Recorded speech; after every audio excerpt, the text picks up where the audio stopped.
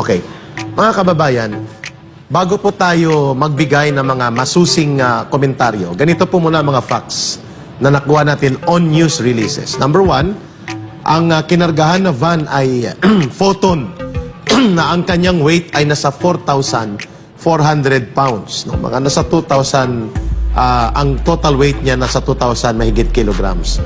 Ang nakuwang shabu ay halos kabigat lang ng van na ito. So kung totoo yun na nakakarga sa van na yon, ang almost 2,150 kilograms ng sinasabing shabu, hindi makakagalaw ng 2 pulgada ang van. So paano siya nakapag-travel na ang karga niya ay halos kasing bigat ng katawan at bigat ng buong sasakyan? That is very, very simple logic of analysis. Paano nagkaroon ng kargada na 2,000 tonelada mahigit ang van, hindi magkakasya ang laman, hindi kakayanin ng bigat ng van at ng kanyang capacity ang bigat ng kargada, at tapos nagpatawag tayo ng press conference sa isang lugar na wala na sa loob ng van ang mga ito. That's very dangerous. Bakit? Pwede po itong madismiss ang kaso at ang driver na ito na ginamit na props ay technically may absuelto sa kaso at hindi matutuntun saan nanggaling ang droga sapagkat malinaw po na may violation. Hindi kami mga abogado pero kami natututo sa pag-analisa ng kalagayan, chain of custody of evidence. Dapat ipinakita na ang mga sabong ito ay totoong nasa loob ng van. Correct. At dapat inobserve in transparent and public. Total, nagpa-press con na kayo, pinatawag ang media. Nandun din ang PIDEA, nandun yung mga local officials at makikita na talagang nandyan ang shabu sa loob ng van. Kasi nga, paano magkakasya ang ganoon kadami 2 tonelada at kasing bigat siya o mas mabigat pa sa van, paano kikilos ang van na yon kung ang kargada na sinasabi nyo ay doon nakuha, subalit na mag-press conference ay nasa harap na ng mga tao, ng media, pero wala na sa loob ng van. So, questionable. Ma'am, pwede talaga madismiss itong kaso na ito at ang taong ito ay parang pinalabas na props lang. Number 2, nagpa-press conference kayo at hindi pa natatapos pa lang operation, nandun na ang presidente, ipinakita na ang driver, di nakatakas ng may-ari ng droga. Kasi nagpa-press conference na kayo. Kalukuhan po ito. Huwag niyo pong maliitin ang taong bayan sa kanyang kaalaman. Number 3 na punto. Halos hindi alam ng pulis kung anong sasabihin niya. If he was the one leading that actual checkpoint operations on the ground, hindi mo nakikita na excited siya, hindi mo nakikita na firm ang kanyang pagpapahayag at parang sinasabihan siya, o uneasy siya, sinasabihan pa siya ng Pangulo ng Bansa, kaya mo yan. Ano ito? Kabi-briefing lang, binigyan siya ng script at dahil hindi niya alam kung anong gagawin, natutuliro ang pulis. Bakit hindi ang umarap dyan si General Marbil o ang Regional Director, si Abalos? Bakit yung kapitan ang humarap dyan? Ganon kalaki pala, the biggest in history. Bakit po natin ito kinu-question?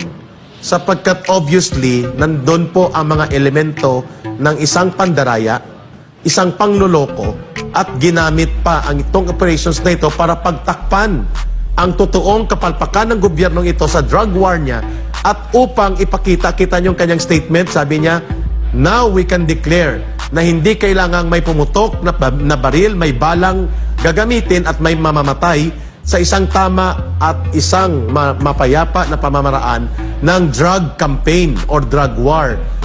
Obviously, gusto niyang patamaan dito si Rodrigo Duterte at ipahiya at bigyan ng isang pag-atake sa isang moro-moro na presentation na kaya palang gawin ang hindi marahas, hindi pumapatay, hindi madugo na uri ng pamamalakad sa drug war campaign at samantalang napakalaki pala ng mga nakukuha na mga volume of drugs. Sabi niya, Ma'am Lorraine, your take on this? Nakakasulasok po na iniinsulto ang mamamayang Pilipino at buong mamamayan, buong bansa sa ganitong gimmick at palabas. Walang naniniwala sa ganitong gimmick, Ma'am Lorraine. Nakakahiya itong president na ito. Budol talaga, sinungaling. No, I mean, I don't even know, Eric, where to start sa pagsabi kung saan napakaraming butas. You mean to say, a 13 billion worth of shabu na haul, no, na dinadala ninyo, iisa lang ang tao? Wala man lang resback, wala man lang motorsiklo na sa harap at sinadya pa niya na pumunta sa checkpoint. Ma'am, please. Na walang lisensya. Ma'am, wala siyang driver's license. No driver's license. Nung college ako, wala akong driver's license, para akong ninja, nagtatago talaga Tapos ang ako. kargada mo, Ah. 2 tonelada ng shabu. Ang karga ko lang nun, Coke. Hindi cocaine na, Coca-Cola. Pero ito, you're insulting our intelligence by telling us that a 13 billion worth of shabu was being driven in this photon van na hindi nga natin alam magkasya ba yan. At sinadya ng isang driver na pumunta sa regular checkpoint. It wasn't any surprise checkpoint, no? And I look at the footage, I don't see any PIDEA. Doesn't seem like there's any PIDEA agents there. I don't know. Because this seems highly irregular. At ang mga items, ma'am, wala na sa loob ng van. Yes, ginalaw. Ginalaw siya. Diyan pa lang matitechnical ito. Yeah, ginalaw siya talaga. Kasi nung time ni PRRD, sumasama ako sa mga, just to cover it, diba, yung communications. And from the communications perspective, I could not believe it. A Philippine president is moderating a press con of a lower-ranking police officer. Meron pa siyang mga disclaimer na ganon. Patapik-tapik pa siya. Patapik pa siya. Meron pa siyang excuses na alam mo kami sa military. Kailan ka naging sundalo, 'di ba? Huwag kang makihanay sa mga totoong bayani namin. Sundalong Hindi ka kanin. bayani, drug addict ka. Okay? So, and then now he's saying pa, no. You know what worries me? What's really interesting to me, Eric, mga kababayan, is this product, no. Itong video product na ito was made by an ordinary citizen. And what is it? It's ridiculing this president, no? Pinagtatawanan siya. So, nagbabayad na si Bongbong Marcos dito sa 2 taon na pagpapabaya niya sa taong bayan, and yung indifference niya, yung pagsisinungaling niya, yung panloloko niya, na nag-plummet ang trust ratings niya. So, kung ano sinasabi niya dyan, pinagtatawanan siya, no? So, and there are so many questions that come to mind, no? Ito yung nahuli. That I hear and monitor, no? Ito yung nahuli. Ang Paano pangalan naman niya, ma'am, hindi Michael nahuli? Zarate. Never heard. And he's a US soldier pala. Oo. no?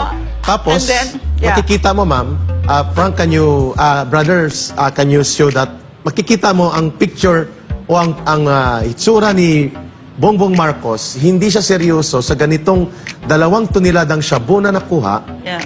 at parang patawa-tawa siya, na natutuwa siya, na parang nililibang-libang niya ang mga tao. Yes. You cannot see him speaking with the degree of seriousness kung gaano kabigat itong inaharap na problemang ito, at hindi mo makikita ang nakaharap dyan ay ang Chief of the Philippine National Police, Chief of PIDEA at DILG. Subalit ang ipinaharap isang kapitan ng pulis, at hindi nga niya alam kung anong sasabihin niya, parang kinuha lang, tumayo ka dyan, basta sabihin mo lang na nag-checkpoint kayo.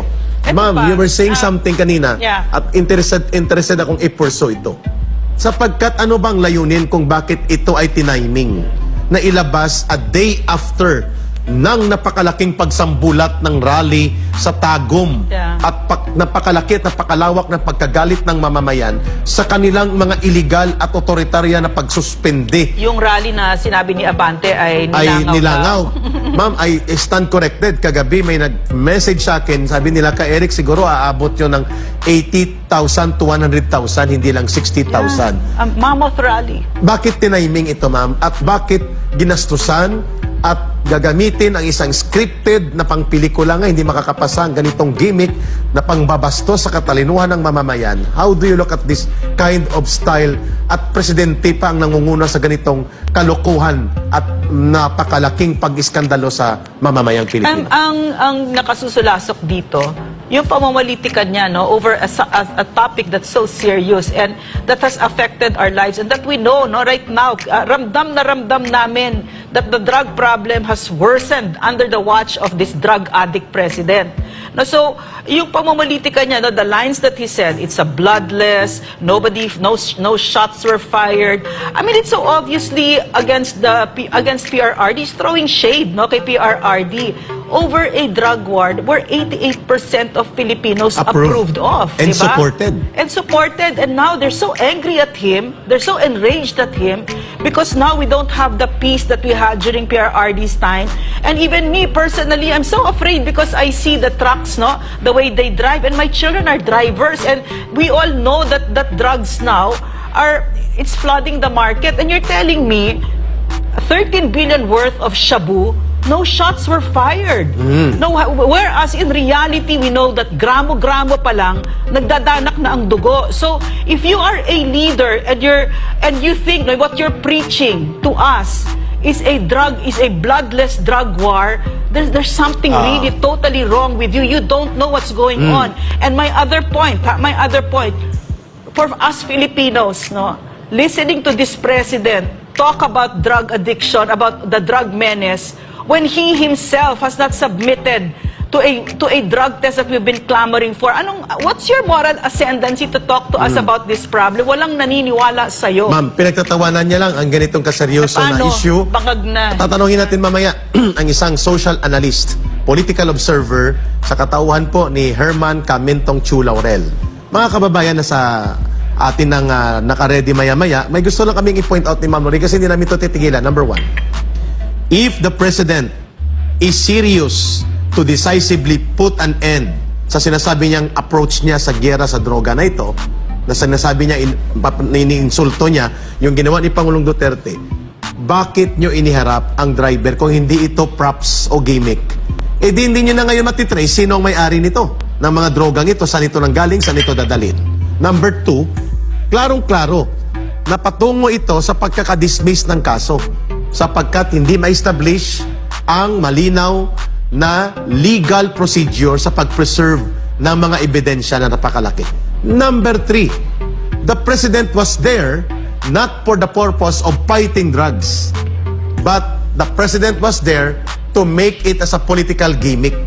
Itong kanyang sinasabing drug haul sa Batangas.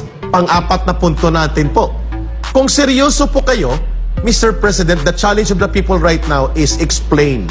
Paano nagkaroon po ng 2 toneladang mahigit na droga dyan sa area na yan? Sino ang nagmamay-ari nito? Ituro nyo. At saan ito papunta? Ano ang operations na ito? You cannot remain discreet about that because kayo na ang nagsunog nito. You destroyed everything when you presented prematurely without any professional conduct of protecting the operation, ipinakita niyong mukha ng driver na ito. Pero alam namin na may garantiya yan, don't worry, madidismiss ang kaso na to. Importante, makakalimutan na mga tao, 2 taon, wala na yan. Gimmick po ito. The case will not stand in court, even if I'm not a lawyer. Why? The chain of custody of evidence was not preserved. The integrity of the evidence Contaminated. contaminated.